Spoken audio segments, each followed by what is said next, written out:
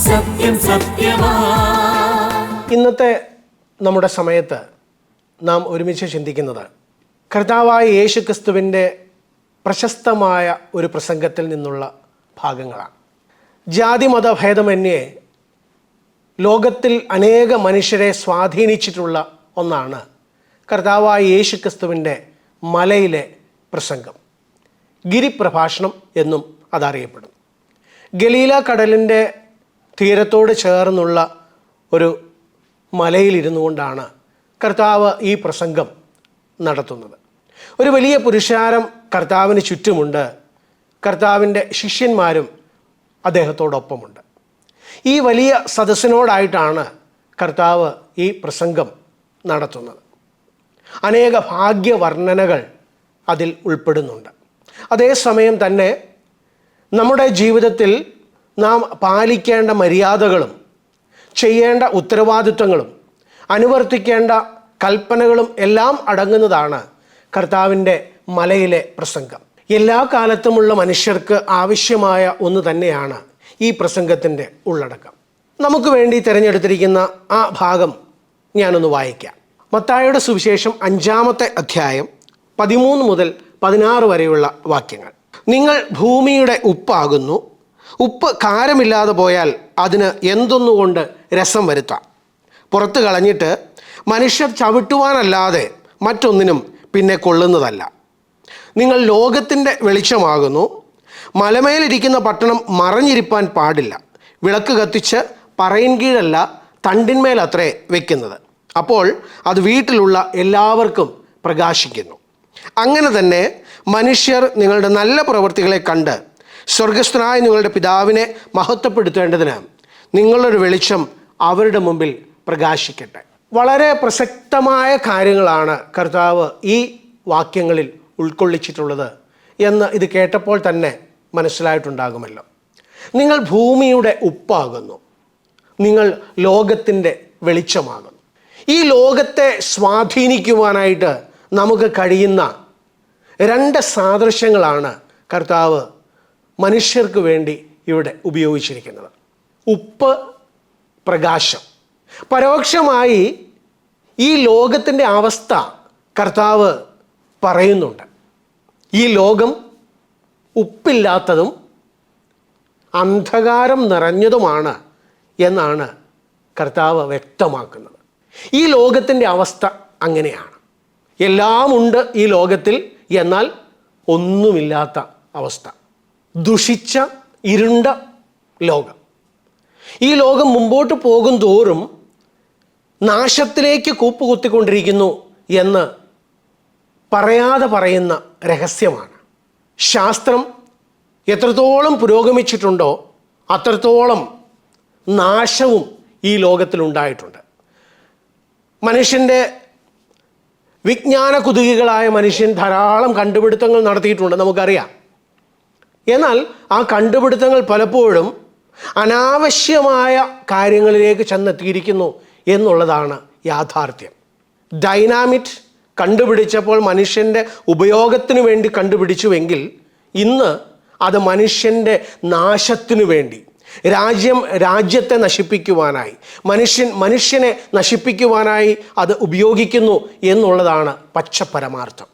അങ്ങനെ ഈ ലോകം മാലിന്യം നിറഞ്ഞ് അതിൻ്റെ തനതായ രുചി നഷ്ടപ്പെട്ട് അന്ധകാരം നിറഞ്ഞ് വെളിച്ചമില്ലാതെ ഈ ലോകം മുമ്പോട്ട് സഞ്ചരിച്ചു കൊണ്ടിരിക്കുന്നു. അവിടെയാണ് മനുഷ്യൻ്റെ മുമ്പിലേക്ക് ദൈവം ഒരു വെല്ലുവിളി വെക്കുന്നത്. നിങ്ങൾക്ക് ഈ ലോകത്തെ സ്വാധീനിക്കുവാനായിട്ട് കഴിയുമോ? ഉപ്പായി മാറുവാൻ, വെളിച്ചമായി മാറുവാൻ നിങ്ങൾക്ക് കഴിയുമോ? കർത്താവ് തൻ്റെ മുമ്പിലുണ്ടായിരുന്ന പുരുഷാരത്തോട്, കർത്താവിനെ വിശ്വസിക്കുന്നവർ അക്കൂട്ടത്തിലുണ്ട്, കർത്താവിനെ അത്ഭുതം കാണുവാനായി കൂടെ കൂടിയവർ ആ കൂട്ടത്തിലുണ്ട്, കർത്താവ് വിശപ്പടക്കുവാനായിട്ട് നൽകുന്ന അപ്പം തിന്ന് കർത്താവ് നൽകുന്ന അപ്പം തിന്ന് വിശപ്പടക്കുവാനായി കർത്താവിൻ്റെ പുറകെ സഞ്ചരിക്കുന്ന ആളുകൾ അക്കൂട്ടത്തിലുണ്ട്. എല്ലാ തരത്തിലുമുള്ള മനുഷ്യൻ്റെ മുമ്പിലേക്ക് കർത്താവ് വെക്കുന്ന ചോദ്യം ഇതാണ്: ഈ ലോകത്തെ ശരിയായി സ്വാധീനിക്കുവാനായിട്ട് നിങ്ങൾക്ക് കഴിയുമോ? ഞങ്ങളെ കേൾക്കുന്ന പ്രിയ സുഹൃത്തുക്കളെ, ഞങ്ങൾക്കും നിങ്ങളോട് ചോദിക്കുവാനുള്ള ചോദ്യം അതുതന്നെയാണ്. നിങ്ങൾ ഉൾപ്പെടുന്ന നിങ്ങളുടെ കുടുംബത്തെ ശരിയായി ഒന്ന് സ്വാധീനിക്കുവാൻ നിങ്ങൾക്ക് കഴിയുമോ? നിങ്ങളുടെ കുടുംബം നിൽക്കുന്ന ചുറ്റുപാടുകളെ, നിങ്ങളുടെ അയൽവാസികളെ, നിങ്ങളുടെ ബന്ധുജനങ്ങളെ ശരിയായ നിലയിൽ ഒന്ന് സ്വാധീനിക്കുവാനായിട്ട് നിങ്ങൾക്ക് കഴിയുമോ? ഈ സമൂഹത്തെ, ഈ ലോകത്തെ ഒരു ശരിയായ സ്വാധീനം ചെലുത്തി നേർവഴിക്ക് നടത്തുവാൻ നിങ്ങൾക്ക് കഴിയുമോ? വിശുദ്ധ വേദപുസ്തകത്തിൽ നിന്ന് നാം വായിച്ച ഈ വേദഭാഗം ഒരു വെല്ലുവിളി നിങ്ങളുടെ ജീവിതത്തിൽ ഉയർത്തട്ടെ. നിങ്ങൾ ഭൂമിയുടെ ഉപ്പാകുന്നു. ഉപ്പ് ഒരു കാലത്ത് വളരെ പ്രാധാന്യമുള്ള ഒന്ന് തന്നെയാണ്. ഇന്ന് പല കടകളിലും പുറത്താണ് അത് സൂക്ഷിക്കുന്നത് എന്ന് നമുക്കറിയാം. എന്നാൽ ഉപ്പ് ഒരു കാലത്ത് സൗഹൃദത്തിൻ്റെ ഉടമ്പടിയായി ഉപയോഗിച്ചിരുന്നു. സംരക്ഷണത്തിനു വേണ്ടി പലതും സംരക്ഷിക്കുവാൻ. ഒരുപക്ഷെ നമ്മുടെ അടുക്കള പരിശോധിച്ചാൽ ഉപ്പിലിട്ട മാങ്ങയും മറ്റും നമുക്ക് കണ്ടെത്തുവാനായിട്ട് കഴിയും. പലതും സൂക്ഷിക്കുവാൻ, പലതും സംരക്ഷിക്കുവാൻ, കേടുകൂടാതെ നശിച്ചു പോകാതെ വയ്ക്കുവാനായിട്ട് ഉപ്പ് ഉപയോഗിച്ചിരുന്നു. ഉപ്പ് കൊണ്ട് നിയമങ്ങൾ ചെയ്തിരുന്നു. വിശുദ്ധ ബൈബിളിലും ഒരു ലവണ നിയമത്തെക്കുറിച്ച് പറയുന്നുണ്ട്. ഉടമ്പടികൾ ഉറപ്പിക്കുവാനായിട്ട് ഉപ്പിൻ്റെ സാന്നിധ്യം പലപ്പോഴും ഉണ്ടായിട്ടുണ്ട് എന്ന് നമുക്ക് കാണുവാനായിട്ട് സാധിക്കുന്നുണ്ട്. ഇന്ന് ദൈവം, കർത്താവായ യേശു ക്രിസ്തു എന്നോടും നിങ്ങളോടും പറയുന്നത്, നിങ്ങൾ ഭൂമിയുടെ ഉപ്പാകുന്നു. ഈ ഭൂമിയെ സംരക്ഷിക്കുവാനായിട്ട് നിങ്ങൾക്ക് കഴിയുമോ? ഈ ഭൂമിയിൽ വസിക്കുന്ന മനുഷ്യരെ സംരക്ഷിക്കുവാൻ, അവരുടെ ജീവിതത്തിലുള്ള മാലിന്യങ്ങളെ നീക്കുവാൻ, അവർക്ക് ശുദ്ധി വരുത്തുവാനായിട്ട് നിങ്ങൾക്ക് കഴിയുമോ എന്നുള്ളതാണ് പ്രസക്തമായിരിക്കുന്ന ചോദ്യം. ഉപ്പില്ലാത്ത ഭക്ഷണം എന്തിനു കൊള്ളാം, അല്ലേ? ഒരുപക്ഷെ നമ്മുടെയൊക്കെ വീടുകളിൽ ഉണ്ടാകുന്ന വഴക്കുകളുടെ ഒക്കെ പിമ്പിലെ ഒരു പ്രധാന കാരണം കറിക്ക് ഉപ്പില്ല എന്നുള്ളതാണ്. വിവാഹം കഴിച്ച പുരുഷന്മാർ ഒരുപക്ഷെ തങ്ങളുടെ ഭാര്യമാരോട് അതിനുവേണ്ടി എത്രയോ വഴക്കുണ്ടാക്കിയിട്ടുണ്ടാകാം, അല്ലേ? ഉപ്പ് രുചി വരുത്തുന്ന ഒന്നാണ്. നിങ്ങളുടെ കുടുംബത്തിലുള്ള അംഗങ്ങൾക്ക്, നിങ്ങളുടെ പ്രിയപ്പെട്ടവർക്ക് ഒരു നല്ല രുചി വരുത്തുവാനായിട്ട് നിങ്ങളെ കൊണ്ട് കഴിയും. ഇതാണ് കർത്താവിൻ്റെ പ്രസ്താവന. ആ ഒരു വെല്ലുവിളി ഏറ്റെടുക്കുവാനായിട്ട് നാം തയ്യാറാകുന്നുവെങ്കിൽ നമ്മുടെ സമൂഹത്തെ ശരിയായ നിലയിൽ സ്വാധീനിക്കുവാനായിട്ട് നമുക്ക് സാധ്യമാണ്. ഉപ്പിനൊരു മറുവശം കൂടെ ഉണ്ട് കേട്ടോ. നമ്മുടെ ശരീരത്തിൽ മുറിവുകളൊക്കെ ഉണ്ടായാൽ അവിടെ ഉപ്പ് പറ്റിയാൽ വലിയൊരു നീറ്റലിലേക്കാണ് നമ്മൾ പോകുന്നത്, അല്ലേ? ഉപ്പിൻ്റെ ഉപയോഗം അങ്ങനെയും നമുക്ക് കരുതാം. കാരണം നമ്മുടെ ജീവിതത്തിൽ വരുന്ന തെറ്റുകളെ, നമ്മുടെ മക്കളുടെ ജീവിതത്തിൽ വരുന്ന, കുടുംബാംഗങ്ങളുടെ ജീവിതത്തിൽ വരുന്ന തെറ്റുകളെ ഒന്ന് ചൂണ്ടിക്കാണിച്ച് ആ തെറ്റുകളെ അവരുടെ ജീവിതത്തിൽ നിന്ന് ഒന്ന് പറിച്ചറിയുവാനായിട്ടും ഉപ്പ് ഉപയോഗിക്കാം. അല്ലെങ്കിൽ നിങ്ങളൊരു ഉപ്പായിട്ടാണ് നിങ്ങളുടെ കുടുംബത്തിൽ നിൽക്കുന്നതെങ്കിൽ നിങ്ങൾക്ക് ആ നിലയിലും പ്രവർത്തിക്കുവാനായിട്ട് സാധിക്കും. നിങ്ങളുടെ കുടുംബത്തിലെ അംഗങ്ങളുടെ ഭാര്യയുടെയോ ഭർത്താവിൻ്റെയോ മക്കളുടെയോ മാതാപിതാക്കളുടെയോ സഹോദരങ്ങളുടെയോ ഒക്കെ ജീവിതത്തിൽ വരുന്ന പാപത്തെ ഒന്ന് നീക്കുവാനായിട്ട് നിങ്ങൾക്ക് പ്രവർത്തന നിരതരായിട്ട് മാറുവാനായിട്ട് കഴിയും. എൻ്റെ പ്രിയമുള്ളവരെ, നമുക്ക് രോഗങ്ങൾ വരുമ്പോൾ നമ്മൾ എന്തുമാത്രം അധ്വാനിക്കുന്നുണ്ട് ആ രോഗങ്ങളെ ഒന്ന് മാറ്റുവാനായിട്ട്. നമ്മൾ അതിനുവേണ്ടി എന്തുമാത്രം പണം ചെലവഴിക്കുന്നുണ്ട്, എവിടെയൊക്കെ നമ്മൾ പോകുന്നുണ്ട്, അല്ലേ? എത്രയോ വലിയ ആശുപത്രികളിൽ, എത്രയോ മഹാന്മാരായ ഡോക്ടർമാരുടെ അടുക്കലേക്ക് നമ്മൾ പോകുന്നുണ്ട്.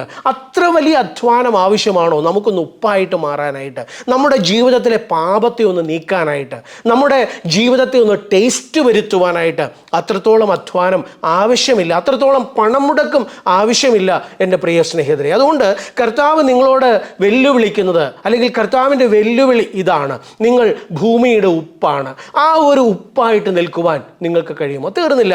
കർത്താവ് ഈ വേദഭാഗത്ത് പിന്നെയും പറയുന്നത് നിങ്ങൾ ലോകത്തിൻ്റെ വെളിച്ചമാകുന്നുവെന്നാണ്. അന്ധകാരം നിറഞ്ഞ, ഇരുട്ട് നിറഞ്ഞ ഒരു മുറിയിൽ ഒരു തരിവെട്ടം എത്ര ആശ്വാസമാണ്, അല്ലേ? ഇന്ന് ഇലക്ട്രിസിറ്റി ഇല്ലാത്ത ഒരു ലോകത്തെക്കുറിച്ച് നമുക്ക് ചിന്തിക്കാനായിട്ട് കഴിയുമോ? പണ്ടൊക്കെ മെഴുകുതിരിയും മണ്ണെണ്ണ വിളക്കുമായിരുന്നു നമുക്ക് ആശ്രയം. എന്നാൽ ഇന്ന് അങ്ങനെയല്ല. ഇന്ന് ലോകത്തെ മുഴുവൻ പ്രകാശിപ്പിക്കുവാനായിട്ട് ഇലക്ട്രിസിറ്റി ഉണ്ട്. ഈ വെളിച്ചമില്ലെങ്കിൽ ലോകം അന്ധകാരം ആണ്ടുപോകും, അല്ലേ? ഇലക്ട്രിസിറ്റി നഷ്ടപ്പെട്ടാൽ നമ്മുടെ വീട് അന്ധകാരത്തിലേക്കാകും. ഈ ലോകം, അന്ധകാരം നിറഞ്ഞിരിക്കുന്ന ഈ ലോകത്തിലാണ് കർത്താവിൻ്റെ ഈ പ്രസ്താവനയുടെ പ്രസക്തി ഇരിക്കുന്നത്. നിങ്ങൾ ലോകത്തിൻ്റെ വെളിച്ചമാകുന്നു. ഒരുപക്ഷെ ഉപ്പ് വളരെ രഹസ്യമായിട്ട് പ്രവർത്തിക്കുന്ന ഒന്നാണ്. കറികളിൽ ഉപ്പ് ചേർത്ത് കഴിഞ്ഞാൽ പിന്നെ നമുക്കത് കാണുവാനായിട്ട് കഴിയുകയില്ല. എന്നാൽ വെളിച്ചത്തെ നമുക്ക് എപ്പോഴും കാണാനായിട്ട് സാധിക്കും. എന്താണ് സൂചിപ്പിക്കുന്നത്? നിങ്ങളുടെ ജീവിതത്തിലെ നിങ്ങളുടെ വാക്കുകൾ, നിങ്ങളുടെ പ്രവൃത്തികൾ, ഇതെല്ലാമാണ് വെളിച്ചമായിട്ട് ആളുകൾ കാണേണ്ടത്, അല്ലേ? വെളിച്ചത്തെ നമുക്ക് മറച്ചു വയ്ക്കുവാനായിട്ട് കഴിയുകയില്ല. കർത്താവ് ഈ പ്രഭാഷണ പരമ്പരയിൽ നമ്മൾ ഈ വായിച്ച വേദഭാഗത്ത് കർത്താവ് പറഞ്ഞു, അല്ലേ, മലമേലിരിക്കുന്ന പട്ടണം മറഞ്ഞിരിപ്പാൻ പാടില്ല. വിളക്ക് കത്തിച്ച് പറയുടെ കീഴിലല്ല വെക്കുന്നത്, തണ്ടിന്മേലാണ്. കാരണം വെളിച്ചം എല്ലാവർക്കും കാണണം. അതിനുവേണ്ടിയാണ്. ആ വെളിച്ചത്തിലേക്ക് ആളുകൾ ആകർഷിക്കപ്പെടണം. ആ വെളിച്ചത്തിൽ ആളുകൾ നടക്കണം. അതിനുവേണ്ടി വെളിച്ചം ഉയർന്ന സ്ഥലങ്ങളിലാണ് വെക്കുന്നത്. നമുക്കറിയാം, നമ്മുടെ വീടുകളിൽ ബൾബുകൾ സ്ഥാപിക്കുന്നത് താഴെയല്ല, തറയിലല്ല, ഭിത്തിയിൽ ഉയർന്ന ഭാഗത്തായിട്ടാണ് ബൾബുകൾ ക്രമീകരിച്ചിരിക്കുന്നത് എന്ന് നമുക്ക്. ആ മുറി മുഴുവൻ വെളിച്ചം ലഭിക്കേണ്ടത് ആവശ്യമാണ്. കർത്താവ് പറയുന്നത് വിളക്ക് കത്തിച്ച് പറയുടെ കീഴിലല്ല, അല്ലെങ്കിൽ കുടത്തിനകത്തല്ല, മറിച്ച് അത് ഉയർന്ന സ്ഥലത്ത് തണ്ടിന്മേലാണ്. ഒരു മലയുടെ മുകളിലിരിക്കുന്ന പട്ടണം എവിടെ നിന്നും മറച്ചു വയ്ക്കുവാനായിട്ട് ആർക്കും കഴിയുകയില്ല എന്ന് തന്നെയാണ് കർത്താവ് പറയുന്നത്. എൻ്റെ പ്രിയ സ്നേഹിതരെ, നിങ്ങൾക്ക് ഈ ലോകത്തിൽ വെളിച്ചം പരത്തുവാനായിട്ട് കഴിയുമോ? നിങ്ങളുടെ വാക്കുകൾ, നിങ്ങളുടെ പ്രവർത്തികൾ, നിങ്ങളുടെ ജീവിതം ഒരു നല്ല വെളിച്ചമായിട്ട് അനേകർക്ക് പ്രകാശിക്കുവാനായിട്ടുള്ള സാധ്യതകളെ നൽകുന്ന ഒന്നായിട്ട് മാറ്റുവാൻ നിങ്ങൾക്ക് കഴിയുമോ? കർത്താവ് നിങ്ങളെ വെല്ലുവിളിക്കുകയാണ്. ആ ഭാഗം കർത്താവ് പറഞ്ഞ് അവസാനിപ്പിക്കുന്നത് അങ്ങനെ: നിങ്ങളുടെ ചുറ്റുമുള്ള ആളുകളെല്ലാം ദൈവത്തെ മഹത്വപ്പെടുത്തേണ്ടതിന് നിങ്ങളുടെ വെളിച്ചം അവരുടെ മുമ്പിൽ പ്രകാശിക്കട്ടെ എന്നാണ്. ഈ ലോകത്തെ സ്വാധീനിക്കുന്നത് കൊണ്ട് നേടുന്ന ലക്ഷ്യം എന്താണ് എന്ന് ചോദിച്ചാൽ, എല്ലാവരും ദൈവത്തെ മഹത്വപ്പെടുത്തുന്നവരായി മാറണം. കർത്താവ് ഇത് ആരോടാ പറയുന്നതെന്നറിയാമോ? പാപികളായ മനുഷ്യരോടാണ്. ദൈവം മനുഷ്യരെ സ്നേഹിക്കുന്നു. ദൈവത്തിൻ്റെ സ്നേഹം എത്ര വലുതാണ് എൻ്റെ പ്രിയ സ്നേഹിതരെ. ഒരിക്കൽ വായിച്ച ഒരു കഥ എൻ്റെ ഓർമ്മയിലുണ്ട്. വളരെ അധാർമികനായി ജീവിച്ച ഒരു യുവാവ്. എന്തെല്ലാം പാപപ്രവൃത്തികൾ ചെയ്യാമോ അതെല്ലാം ആ മനുഷ്യൻ ചെയ്തുകൊണ്ടാണ് മുമ്പോട്ട് പോകുന്നത്. കുടുംബത്തിൽ അവന് അമ്മ മാത്രമേ ഉള്ളൂ. ഈ മകന് വേണ്ടി മുട്ടിപ്പായിട്ട് പ്രാർത്ഥിക്കും അമ്മ. മകൻ ചെയ്യുന്ന ഓരോ അധർമ്മ പ്രവൃത്തികളിൽ നിന്നും അവനെ പിന്തിരിപ്പിക്കുവാനായിട്ട് കിണഞ്ഞ് പരിശ്രമിക്കുന്ന ഒരു സ്ത്രീയായിരുന്നു അവൻ്റെ അമ്മ. എന്നാൽ അവൻ്റെ കൂട്ടുകാരൊക്കെ അവനെ തെറ്റുകളിൽ നിന്ന് തെറ്റുകളിലേക്ക് കൊണ്ടുപോയിക്കൊണ്ടേയിരുന്നു. ഈ യുവാവ് ചിന്തിച്ചു, എൻ്റെ സ്വതന്ത്ര ജീവിതത്തിന് തടസ്സമായി നിൽക്കുന്ന ഒരേ ഒരു വ്യക്തി അമ്മ മാത്രമാണ്. കൂട്ടുകാരെല്ലാം അവൻ ഒത്താശ ചെയ്തുകൊണ്ടിരിക്കുന്നു. അവൻ്റെ കൂട്ടുകാർ പലപ്പോഴും പറയും, എടാ, അമ്മയെ ഉപേക്ഷിച്ച് ഞങ്ങളുടെ കൂടെ വാ, നമുക്ക് തകർത്ത് ജീവിക്കാം. ഒടുവിൽ ഈ യുവാവ് അമ്മയെ ഒഴിവാക്കുവാനായിട്ട് തീരുമാനിച്ചു. ഉപേക്ഷിക്കുവാനല്ല, മറിച്ച് എന്നേക്കുമായിട്ട് ഈ ലോകത്തിൽ നിന്ന് അമ്മയെ നീക്കം ചെയ്യുവാനായി ഈ യുവാവ് തീരുമാനിച്ചു. പറ്റിയ അവസരത്തിനു വേണ്ടി ഈ യുവാവ് അങ്ങനെ കാത്തിരിക്കുകയാണ്. ഒടുവിൽ അങ്ങനെ ഒരു ദിവസം വന്നെത്തി. ഒന്നും ചിന്തിച്ചില്ല, ഈ യുവാവ് തൻ്റെ അമ്മയെ തലക്കടിച്ച് കൊന്നു.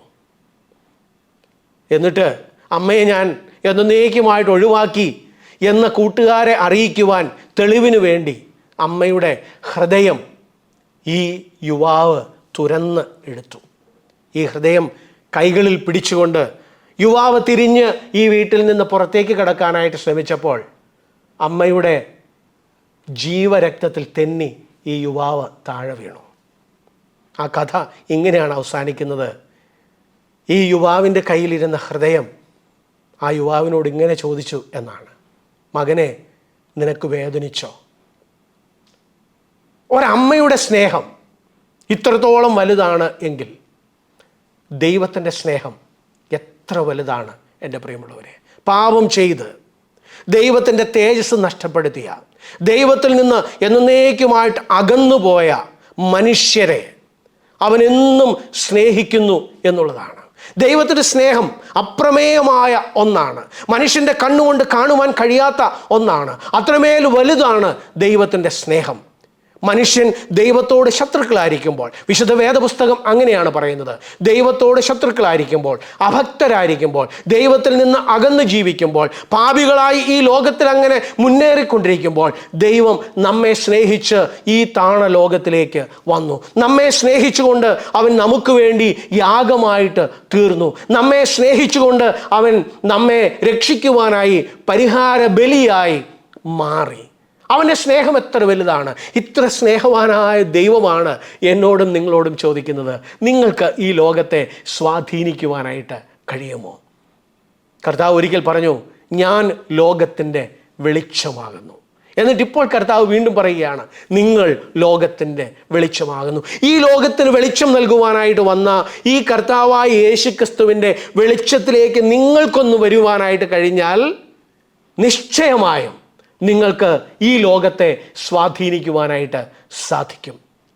കർത്താവാകുന്ന വെളിച്ചത്തിലേക്ക് നിങ്ങളൊന്ന് ആകർഷിക്കപ്പെട്ടാൽ, ആ വെളിച്ചത്തെ നിങ്ങളുടെ ഹൃദയത്തിലേക്ക് നിങ്ങളൊന്ന് സ്വീകരിച്ചാൽ, കർത്താവ് പറയുകയാണ്, നിങ്ങൾക്ക് ഭൂമിയുടെ ഉപ്പായി മാറാനായിട്ട് കഴിയും. നിങ്ങൾക്ക് ഈ ലോകത്തിൻ്റെ വെളിച്ചമായി തീരാൻ സാധിക്കും. അങ്ങനെ നിങ്ങളുടെ വെളിച്ചം മറ്റുള്ളവരുടെ മുമ്പിൽ പ്രകാശിക്കുമ്പോൾ അവരെല്ലാവരും ചേർന്ന് ദൈവത്തെ മഹത്വപ്പെടുത്തും. എൻ്റെ പ്രിയ സ്നേഹിതരെ, നിങ്ങളെ ഈ വലിയ ദൈവസ്നേഹത്തിലേക്ക് വളരെ സ്നേഹപൂർവ്വം, വളരെ ആദരപൂർവ്വം ഞങ്ങൾ സ്വാഗതം ചെയ്യുകയാണ്. കർത്താവ് നിങ്ങളെ ധാരാളമായി അനുഗ്രഹിക്കും.